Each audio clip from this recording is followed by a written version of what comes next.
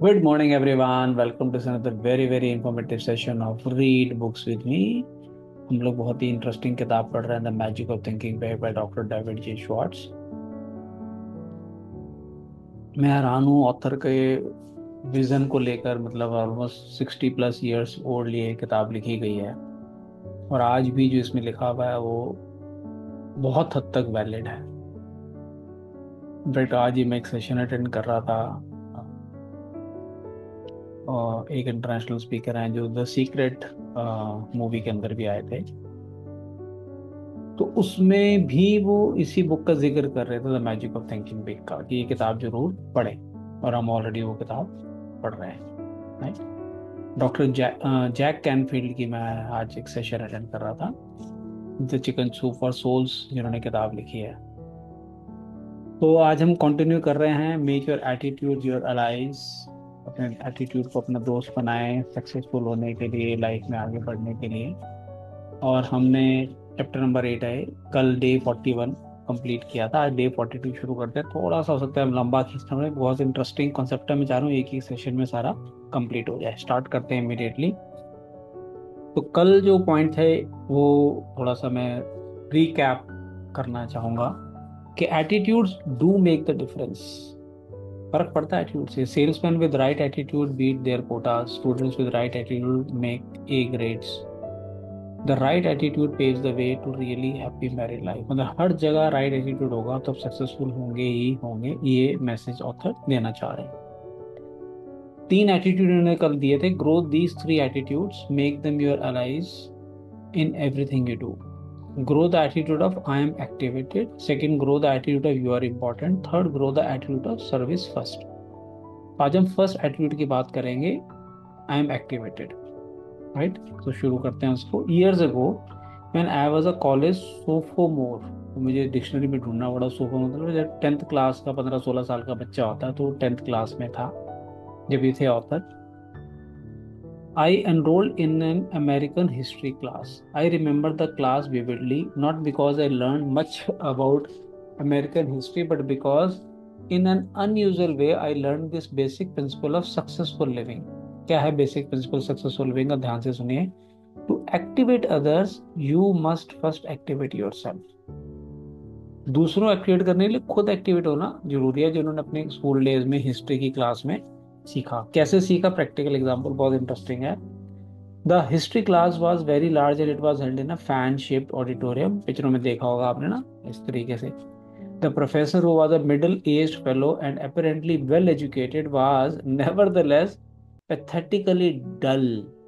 Intellectual था लेकिन डल था। Rather than interpret history as an alive, fascinating subject, the professor merely cited one dead fact after another. It was a frightful wonder how he could possibly make such an interesting subject so terribly dull, but he did. जो उनके lecturer थे वो बहुत ही डल थे। जो हमारे relationship mastery course के अंदर जो लोग हैं वो रिलेट कर सकते हैं कि उनका पर्सनैलिटी ट्रेट क्या था, है ना। तो वो कहते इतना इंटरेस्टिंग सब्जेक्ट था अमेरिकन हिस्ट्री का, उसको भी इतना डल तरीके से समझाते थे। You can imagine the effect of professors boredom had on the students. बच्चों पे क्या असर पड़ा होगा, सुनिए। Talking and sleeping got so out of hand that the professor had 2 assistants patrol the aisles to break up students conversations and wake up those who had dozed off। Professor पढ़ा रहे हैं, लोग आपस में गप्पे मार रहे हैं और कई लोग सो ही जाते थे, तो उस दोस्त वॉलेंटियर रखे थे कि सोते हुए को उठाओ और जो बात कर रहे हैं उनको रोको। तो करना पड़ा था प्रोफेसर को क्लास के अंदर।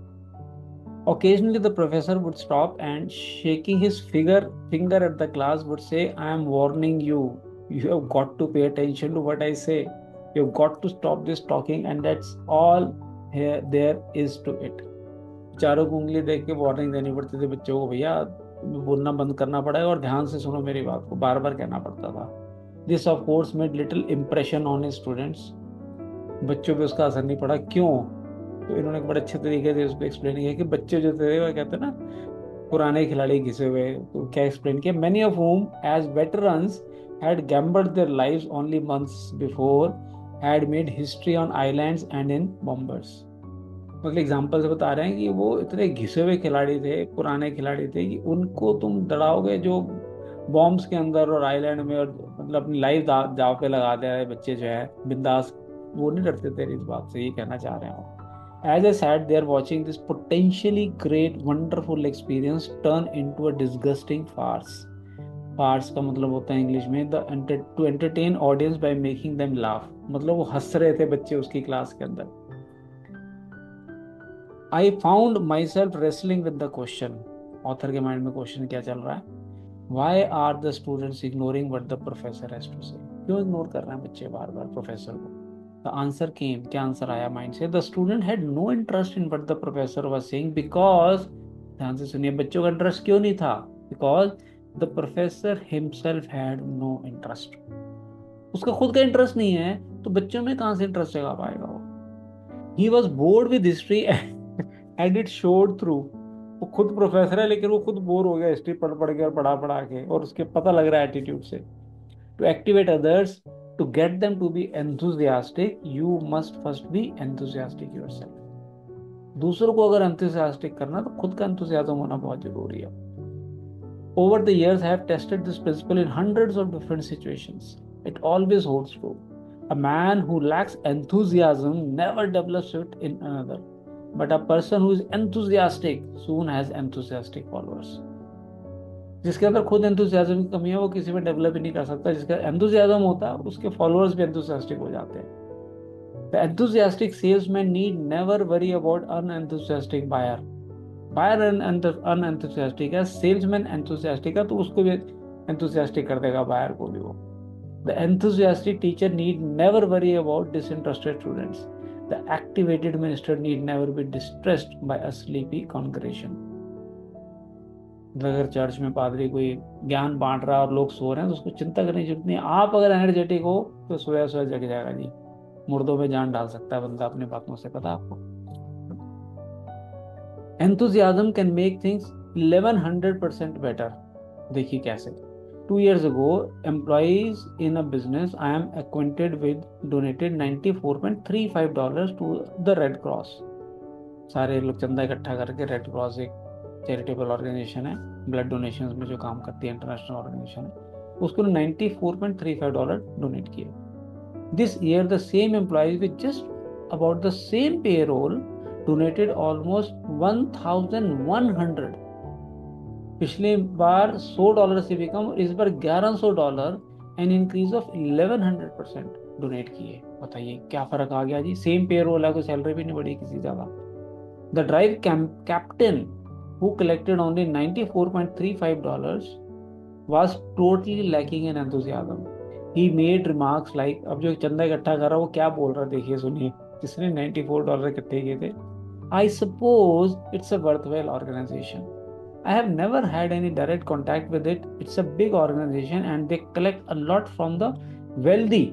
So I suppose it's not too important if you contribute. If you can make a donation, see me. The fellow did nothing to inspire anyone to want to join the Red Cross and join it in a big way. कह रहा भी देख लो, मतलब करते तो अच्छा काम है लेकिन मेरी कभी डायरेक्ट डीलिंग नहीं हुई है, और पैसा इकट्ठा करते हैं लेकिन अमीरों से करते हैं. आप कर सको तो ठीक है, नहीं करना चाहो तो आ जाना मेरे पास, मैं हेल्प कर दूंगा. इस तरीके से उसने सिर्फ अनाउंस किया, बताया, प्रमोट नहीं किया. तो सिर्फ $94.35 इकट्ठे हुए. This year's drive captain was a different sort. बंदा ये अलग था जिसने प्रमोट किया. He had enthusiasm. He gave examples of case histories that showed how the Red Cross pitches in when disaster strikes. He showed how the Red Cross depends on donations from everyone. He asked the employee to be guided in giving by how much they would be willing to give their neighbor if disaster should strike him. क्या तरीके से बंदे ने promote किया, red cross को promote किया कि हर जगह वो सपोर्ट करते हैं, हर किसी के डोनेशन उनके लिए इंपॉर्टेंट है. और अगर आपके पड़ोस में कोई डिजास्टर हो जाए तो आप कितना डोनेट करोगे वहां पे. He said, look what the Red Cross has done. Notice he did not beg. Begging नहीं की. He did not say each of you is expected to donate XX dollars. Yeah, all he did was to show enthusiasm about the importance of Red Cross. Success just naturally followed. सिर्फ उसने अपना enthusiasm दिखाया और लोगों ने donation करनी शुरू कर दी. Think for a moment about a club or civic organization you know that is fading away. Chances are all it needs is enthusiasm to bring it back to life.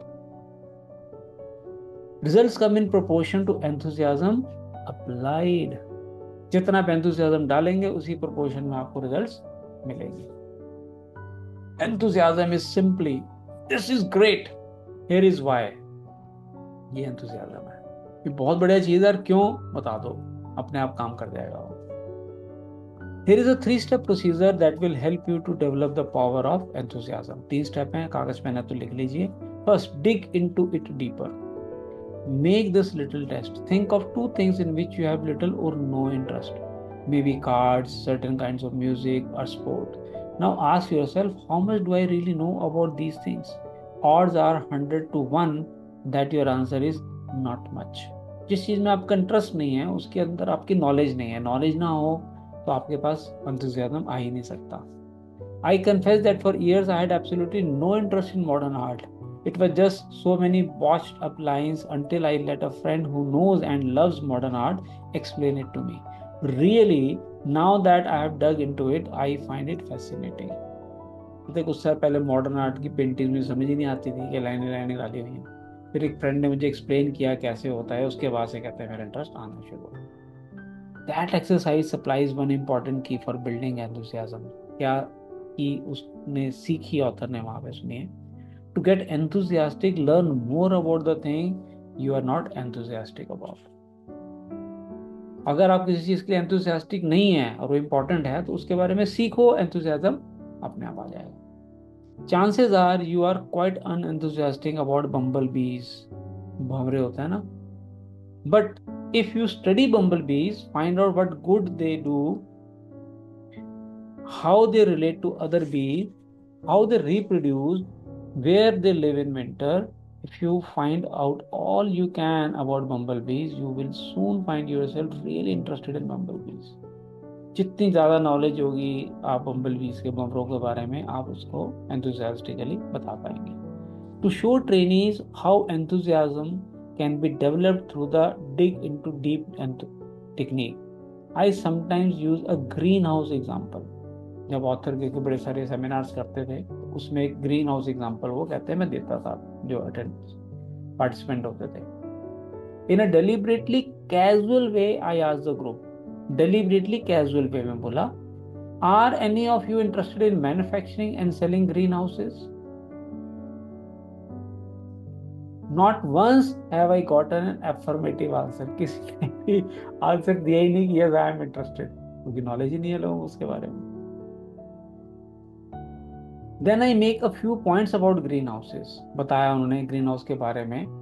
I remind the group how as our standard of living rises, people become more and more interested in non-necessities.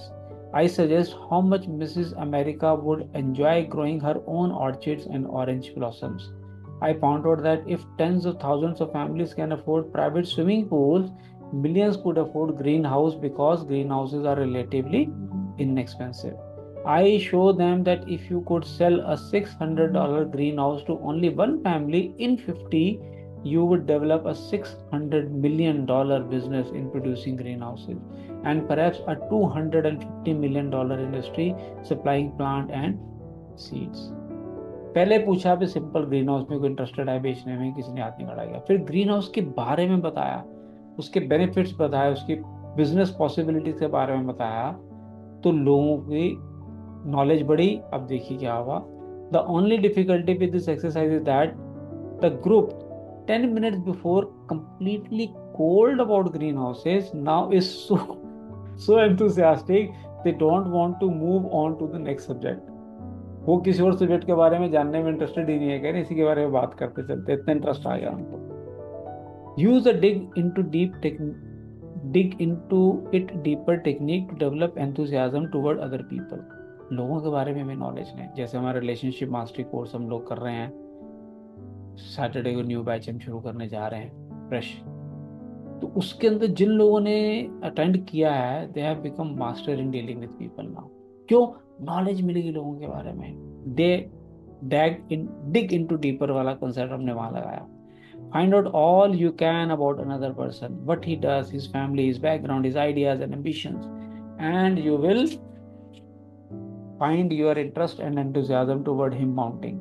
Keep digging and you are certain to find some common interest. Keep digging and you will eventually discover a fascinating person.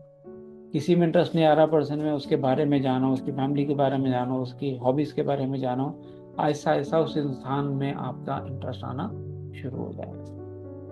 The dig into deeper technique works also in developing enthusiasm towards new places. Several years ago, some young friends of mine decided to move from Detroit to a small town in mid-Florida. They sold their home, closed their businesses, connections, said goodbye to their friends and were gone. Detroit छोड़ के छोटे कस्बों में, दिल्ली छोड़ के suppose चले गए जी फरीदाबाद, या फरीदाबाद तो एनसीआर में आ गया, सोनीपत चले गए, या कहीं छोटे कहीं देहरादून चले गए, तो बेच बाज के चले गए वहां पे. 6 weeks later they were back in Detroit. 6 हफ्ते में वापस आ गए, 1.5 महीने में. The reason had nothing to do with employment. Rather, as they put in, we just could not stand living in a small town. Besides, all our friends are in Detroit. We just had to come back. क्योंकि वहाँ कहते रह ही नहीं पा रहे, क्योंकि सारे हमारे दोस्त भी डिट्रॉइट में हैं, तो वहाँ कैसे रहेंगे हम, इसलिए वापस आ गए. In later conversation with these people, I learned the real reason why they did not think like the small Florida city. During their short stay there, they had taken only a surface view of the community, its history, its plans for the future, its people. They moved their bodies to Florida but left their minds in Detroit. उस area के बारे में detail knowledge ही नहीं दी, क्या future projections हैं, कैसे grow करेगा, तो बॉडी तो चलेगी, दिमाग वो डिट्रॉइट में ही होगा. I have talked with dozens of executives, engineers and salesmen who have developed career trouble because their companies want to move them to another location but they don't want to go. होता है ना, कई बार भाई हम office change कर रहे हैं, हम आपको यहाँ से बैंगलोर शिफ्ट कर देंगे, तो बड़े सारे लोगों को चैलेंजेस आते हैं. I just can't see moving to Chicago और सैन फ्रांसिस्को और अटलांटा और न्यूयॉर्क और Miami. It's a remark spoken many times a day. बहुत बारी लोग कहते हैं इस चीज को भी, हम वहां नहीं शिफ्ट हो सकते भाई. There is one way to build enthusiasm toward a new location. Simply resolve to dig into the new community. Learn all you can about it. Mix with people. Make yourself feel and think like a community citizen from the very first day. Do this and you will be enthusiastic about your new environment. आप देखें कि अगर नई जगह के बारे में, उनके लोगों के बारे में जितनी ज़्यादा आप नॉलेज लेंगे, आपका एंथुसियाज्म अपने आप डेवलप होना शुरू हो जाएगा. Today, millions of Americans invest in corporate securities, but there are many millions more who have no interest at all in stock market. Same example देना, स्टॉक मार्केट में लाखों लोग लगा रहे हैं, लेकिन फिर भी बहुत सारे लोग नहीं लगा रहे स्टॉक मार्केट में. क्यों? That's because they are people who have not familiarised themselves with what the security market is, how it operates, the day to day romance of American business. उनको सिक्योरिटी मार्केट नॉलेज ही नहीं है, इसलिए उनका interest नहीं है तो enthusiasm ही नहीं है, इसलिए पैसा नहीं लगाते. Dig into deeper and you will develop enthusiasm. Put this principle to work next time you must do something you don't want to do. किसी चीज को हम नहीं करना चाह रहे हैं लेकिन वो इंपॉर्टेंट है, तो उस चीज की नॉलेज और लेनी शुरू कर दो, ऑटोमेटिकली इंटरेस्ट आपका आना शुरू हो जाएगा. जैसे हमारा एक कम्युनिटी चलती है FLDRP, fat loss and disease reversal program. वहाँ हेल्थ की नॉलेज, जो हमारे हेल्थ कोच हैं रवि जी, इतनी ज़बरदस्त नॉलेज देते हैं कि वो एंथुसियाज्म अपने आप आ जाता है हेल्दी रहने का, हेल्थ का ध्यान रखने का. राइट.